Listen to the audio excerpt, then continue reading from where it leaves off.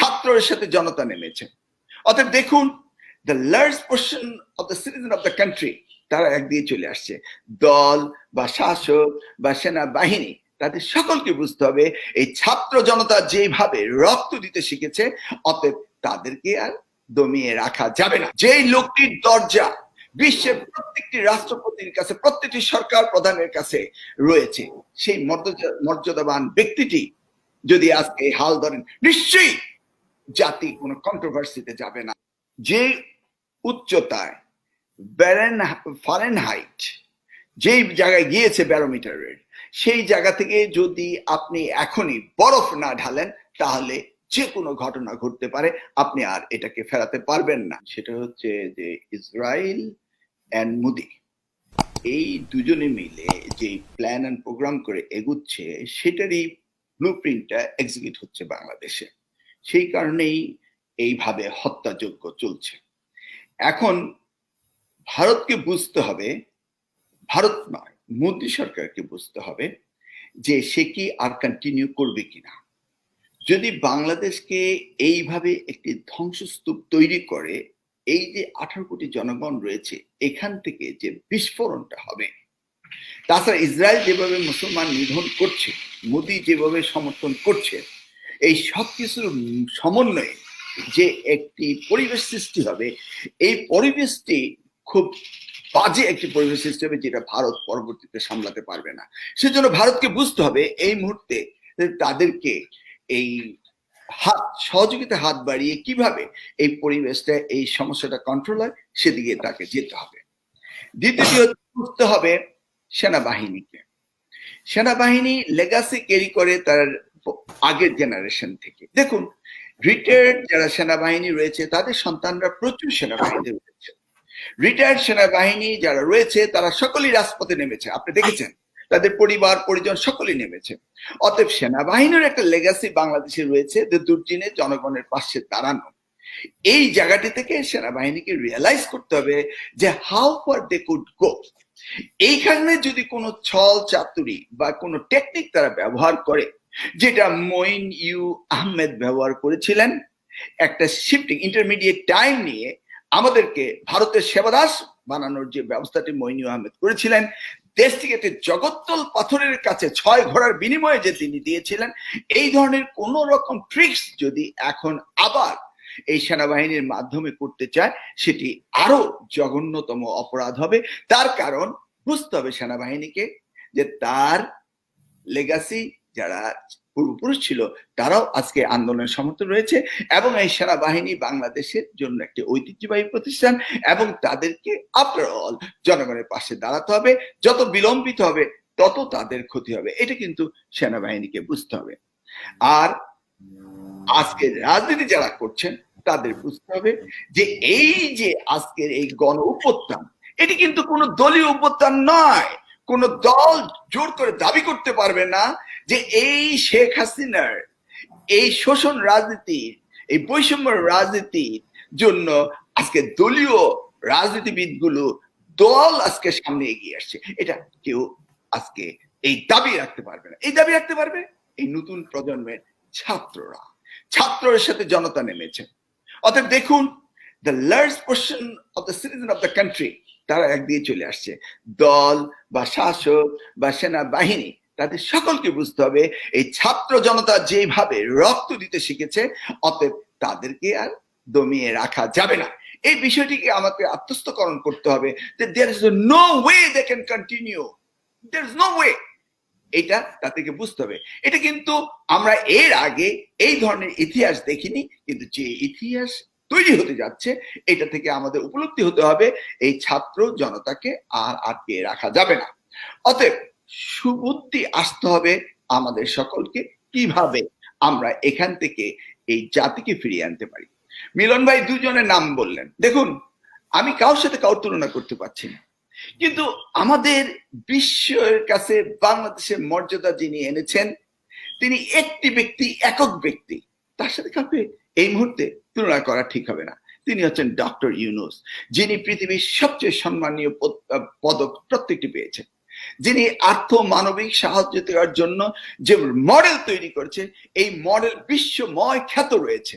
আর আমরা অনগ্রসর একটা দরিদ্র জাতিতে রূপান্তরিত হচ্ছি। আর আমাদের মডেল বিশ্বময় বেরিয়ে ঘুরে বেড়াচ্ছে যে কিভাবে দারিদ্র বিমোচন করা যায়।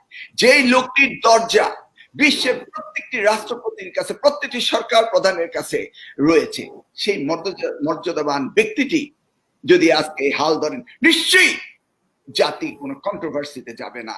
এবং আমরা ইতিপূর্বে দেখেছি ওনার রাজনীতি করার কোনো শখ নেই, উনি শাসন শোষণ করার কোনো শখ নেই, উনি সারাটা জীবনই জনগণের জন্য দারিদ্রতা বিমোচনের জন্য দিয়েছেন। অথবা আমি ওনার সাথে অন্য কারো তুলনা করব না। যদি আজকে জাতি ওনাকে সামনে পায় তো নিশ্চয়ই আমরা অনেক সুবিধা পাবো। পরিশেষে বলবো যে সেনাবাহিনী যদিও বলে থাকে যে আমাদের নেসেসিভ পাওয়ার ছিল না, আমরা এই হত্যাকাণ্ডের সাথে জড়িত নই, কিন্তু আমাদের এক্সপিরিয়েন্স আমরা দেখেছি সেনাবাহিনী যখন নামে মাঠে, সেই সেনাবাহিনীকে ঢাল হিসেবে ব্যবহার করে এই পুলিশ এই গণহত্যা করেছে। আমরা দেখেছি 18 নির্বাচনে, 24 নির্বাচনে, আমরা দেখেছি এই গত কয়েকদিনের ইতিহাসে তা দেখেছি। তাহলে আমি কি বলবো র্যাব কি সেনাবাহিনীর সদস্য না? র্যাবের স্নাইপাররা যেভাবে শুট করেছে, যে সমস্ত ভিডিও আমরা দেখেছি, টার্গেট কিলিং করেছে, মিছিলে যে বেশি মাথায় পতাকা বেঁধে হই হাল্লা করেছে, তাকে স্নাইপার শুটিং করে তার মগজ, তার খুলি উড়িয়ে দিয়েছে। কারা দিয়েছে? এই র্যাবে কারা গিয়েছে? সেনাবাহিনী গিয়েছে। সেনাবাহিনী যদি এই উপলব্ধি করতে বিলম্বিত হয়, আমি নিশ্চিত সেনাবাহিনী বাংলাদেশের জনগণকে দাবিয়ে রাখতে পারবে না, কেউ পারবে না। মানুষ রক্ত দিতে শিখেছে, এই উপলব্ধি হওয়া উচিত। এবং আমি বিশ্বাস করি আওয়ামী লীগ হতে শুরু করে সকলেই এখন বুঝে যে এই ছাত্র জনতা থেকে আর থামিয়ে রাখা যাবে না। এখন যত তাড়াতাড়ি পারেন সুবুদ্ধির উদয় হোক, আপনার ক্ষমতা হস্তান্তর করেন, ছল চাতুরামি করবেন না, 144 ইমার্জেন্সি এই সমস্ত দিয়ে বন্দুকের নলে আর রাখবেন না, আর মায়ের বুক খালি করবেন না। এটি হচ্ছে আমাদের দেশে আবেদন। আগামীকালকে গণভবন ঘেরাও করা একটা কর্মসূচি আছে। ইতিমধ্যে আমরা জানি যে প্রধানমন্ত্রীর সেই গণভবনে নিরাপত্তা বাড়ানো হয়েছে চরমভাবে, যেখানে হয়তো আগে 10 জন পুলিশ ছিল, সেখানে 100-150 পুলিশ নিয়োগ করা হয়েছে বা এরকম আমরা যতটুকু জানি। সেখানে কোনো সংঘাতের কোনো সম্ভাবনা দেখতে পান কিনা এসএনরক মিলন, ছোট করে যদি বলেন। It's very simple. যে উচ্চতায় ফারেনহাইট যেই জায়গায় গিয়েছে ব্যারোমিটারের, সেই জায়গা থেকে যদি আপনি এখনই বরফ না ঢালেন তাহলে যে কোনো ঘটনা ঘটতে পারে, আপনি আর এটাকে ফেরাতে পারবেন না। দেখুন আমাদের ছাত্ররা কতটা মেধাবী, তারা যে দাবিগুলো করেছে। 1 নম্বর, কেউ কোনো ধরনের ট্যাক্স বা খাজনা প্রদান করবেন না, যেটা আমরা 7ই মার্চে শুনেছিলাম সেই ধরনের। 2 নম্বর, বিদ্যুৎ বিল, গ্যাস বিল, পানির বিল সহ কোনো ধরনের বিল পরিশোধ করবেন না। 3, সকল ধরনের সরকারি বেসরকারি প্রতিষ্ঠান, অফিস আদালত, কর কারখানা বন্ধ থাকবে, আপনারা কেউ অফিসে যাবেন না, মাস শেষে বেতন তুলবেন। 4, শিক্ষা প্রতিষ্ঠান সময়ের কার্যক্রম বন্ধ থাকবে। 5, প্রবাসীরা ব্যাংকিং চ্যানেলে কোনো ধরনের রেমিটেন্স দেশে পাঠাবেন না। 6, সকল ধরনের সরকারি সভা সেমিনার আয়োজন বর্জন করবেন। 7, বন্দরে কর্মীরা কাজে যোগ দিবেন না, কোনো ধরনের পণ্য খালাস করবেন না। 8, দেশের কোনো কলকারখানা চলবে না, গার্মেন্টস কর্মী ভাই বোনেরা কাজে যাবেন না। 9, গণপরিবহন বন্ধ থাকবে, শ্রমিকরা কেউ কাজে যাবেন না। 10, জরুরি ব্যক্তিগত লেনদেনের জন্য প্রতি সপ্তাহে রবিবারে ব্যাংকগুলো খোলা থাকবে।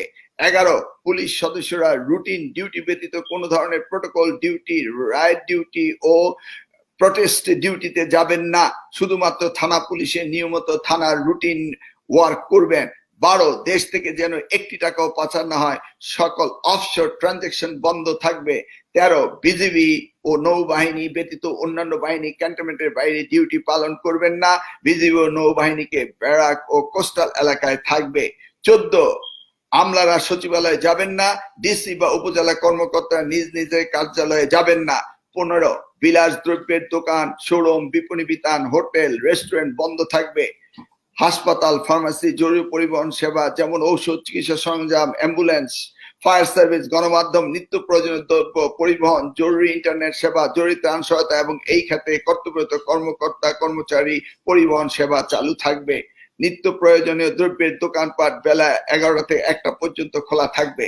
সমন্বয়কারীদের এই আহ্বান, আপনি দেখুন তাদের এই আহ্বানের কতটা যুক্তিযুক্ত, এবং এই আহ্বানের মধ্যে রয়েছে আগামী দিনে আর এই সরকার এই দেশকে উত্তর কোরিয়া বানাতে পারবে না, আমরা নিশ্চিত হয়েছি।